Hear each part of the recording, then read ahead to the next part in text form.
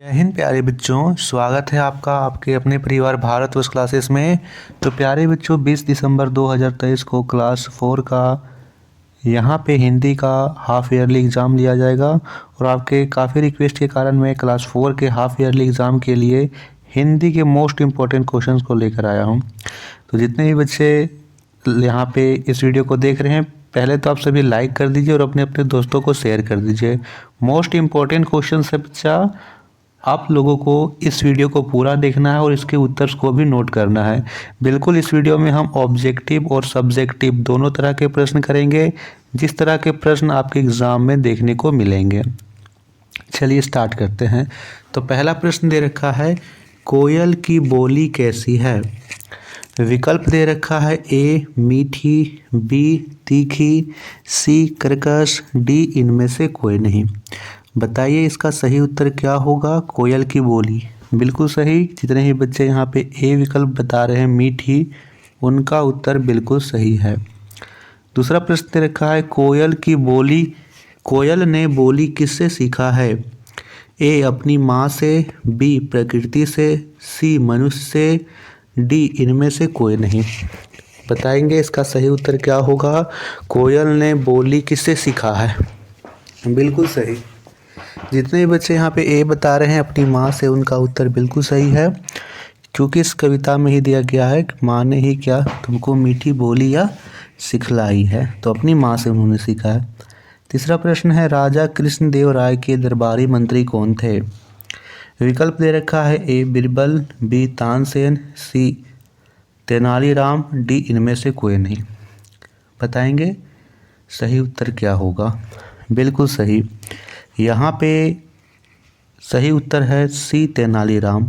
एक बात और ध्यान रखनी है, जो राजा कृष्णदेव राय है वो दक्षिण भारत के एक राज्य है, उसके मंत्री यहाँ पे राजा थे, और उन्हीं के दरबारी मंत्री कृष्ण देव राय के दरबारी मंत्री तेनालीराम जी थे। चौथा प्रश्न है, विद्वान की मातृभाषा क्या थी। ए तमिल, बी मलयालम, सी खोरठा, डी इनमें से कोई नहीं। सही उत्तर यहाँ पे होगा ए तमिल। उनकी मातृभाषा तमिल थी। तेनालीराम ने विद्वान के पैर में क्या गिरा दिया। ए लोटा, बी पत्थर, सी ईंट, डी इनमें से कोई नहीं। तो उन्होंने लोटा गिरा दिया था। क्यों गिराया था, तो यह जानने के लिए कि मातृभाषा क्या है, और किसी को कष्ट हो, दर्द हो, तो वह मातृभाषा में ही बातें करता है। जैसा कि विद्वान ने अम्मा अम्मा कहा था, यानी अम्मा अम्मा, तमिल में माँ को अम्मा बोलते हैं।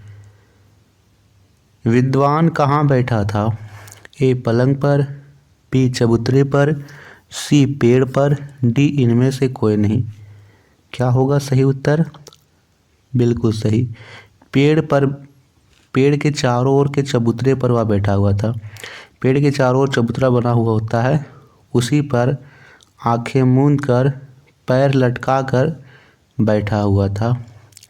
सातवां प्रश्न है, तेनालीराम ने महाराज से कितने दिन का समय मांगा। 1, 2, 3, 5। तो उन्होंने 5वें दिन इस प्रश्न का उत्तर बताया था। सही उत्तर यहाँ पे हो जाएगा डी 5 दिन का समय मांगा था। धारा प्रवाह का कौन सा प्रत्यय शब्द है। देखिए, धारा प्रवाह में कौन सा प्रत्यय है, तो धारा के साथ हम जोड़ते हैं प्रवाह। तो धारा यहाँ पे मूल शब्द है, इसके पीछे जुड़ रहा है प्रवाह, तो जो शब्द इसके पीछे जुड़े वो होता है प्रत्यय। तो धारा प्रवाह में प्रवाह प्रत्यय है। शुरू में पापा क्या बनना चाहते थे। ए चौकीदार, B doctor, C engineer, D इंसान। बताइए सही उत्तर क्या होगा। बिल्कुल सही। पापा शुरू में चौकीदार बनना चाहते थे, क्योंकि उन्हें लगता था कि चौकीदार का जो काम है वो सबसे साहस भरा हुआ है। जब सारा शहर सोता है तब चौकीदार जागता है, ऐसा पापा का मानना था। 10वां प्रश्न है, जब सारा शहर सोता है तो कौन जागता है। अभी मैंने इसका उत्तर बताया है। बिल्कुल सही। चौकीदार जागता है, बी विकल्प होगा। पापा किसे मुफ्त में आइसक्रीम देना चाहते थे? ए छोटे बच्चे को, बी पुलिस को, सी सैनिक को, डी इनमें से कोई नहीं। तो वह छोटे बच्चों को मुफ्त में आइसक्रीम दिलाना चाहते थे। ए विकल्प सही होगा। पापा किस रंग का आइसक्रीम का ठेला लगाना चाहते थे? तो वह हरे रंग का, ठीक है, कहते भी हैं हरे रंग का चटकदार ठेला, हरा रंग हो और चटकदार हो, इस रंग के ठेले को वे पसंद करते थे। सही उत्तर होगा बी हरा रंग। 13वां प्रश्न है, पापा इनमें से कौन सा जानवर बनना चाहते थे? ए कुत्ता, बी बकरी, सी गाय, डी घोड़ा। तो वह कुत्ता बनना चाहते थे, ठीक है। जब उन्हें कोई और काम नहीं सूझा तो उन्होंने सोचा कि सबसे आसान काम है कुत्ता बनना, ठीक है। अजनबी पर भौंकना हो, है ना, इधर उधर घूमना हो, ये सारे काम वे करने लगे थे। बस वे एक काम नहीं कर पाए थे, अपने पैर से अपने कान के पीछे के हिस्से को खुजाना, जैसे कि कुत्ते खुजाते हैं। अगला प्रश्न है, आप अपने पापा के पापा को क्या कहकर बुलाएंगे? दादा, नाना, चाचा या काका? तो देखिए सभी देख लेते हैं। सबसे पहले पापा के पापा को हम दादा कहते हैं, मम्मी के पापा को नाना, पापा के भाई को चाचा और पापा के भाई को काका भी कहते हैं। पापा की छोटी बहन को आप क्या कहकर बुलाएंगे? फुआ कहेंगे, बुआ या फुआ। माँ की बहन को क्या कहकर बुलाएंगे?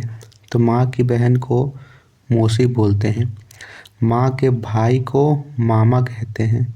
माँ के पिताजी को नाना कहते हैं और माँ की माँ को नानी कहते हैं।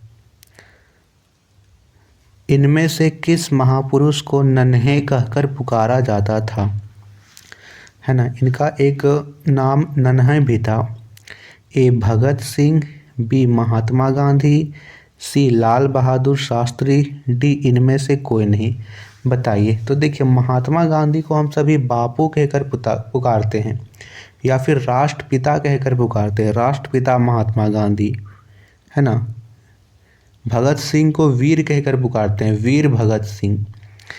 लाल बहादुर शास्त्री को बचपन में नन्हे कहकर पुकारा जाता था। तो यहाँ पे सही उत्तर होगा सी लाल बहादुर शास्त्री। 18वां प्रश्न दे रखा है, जय जवान जय किसान का नारा किसने दिया था? ए भगत सिंह, बी महात्मा गांधी, सी लाल बहादुर शास्त्री, डी इनमें से कोई नहीं। तो सही उत्तर क्या होगा? बिल्कुल सही उत्तर होगा बी लाल बहादुर शास्त्री।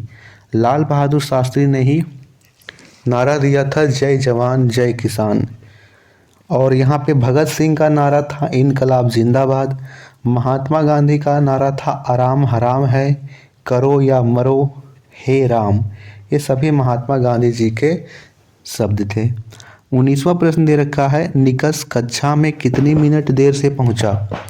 2, 3, 5, 10। बताइए। तो ये आपके पाठ्यपुस्तक का चौथा पाठ है, मुझे मॉनिटर बना दो, इसके प्रश्न बताएंगे बच्चा। बिल्कुल सब्जेक्टिव प्रश्न भी करवाया जाएगा। आप लोग जल्दी से पहले लाइक कर दीजिए। जितने बच्चों ने लाइक नहीं किया अभी तक, लाइक कर दीजिए और शेयर कीजिए। एक बात और यहाँ पे आप सभी को ध्यान देना है कि यदि इस वीडियो को आप सभी 100 लाइक करते हो तो इसकी PDF हमारे टेलीग्राम चैनल पर अपलोड कर दी जाएगी, है ना।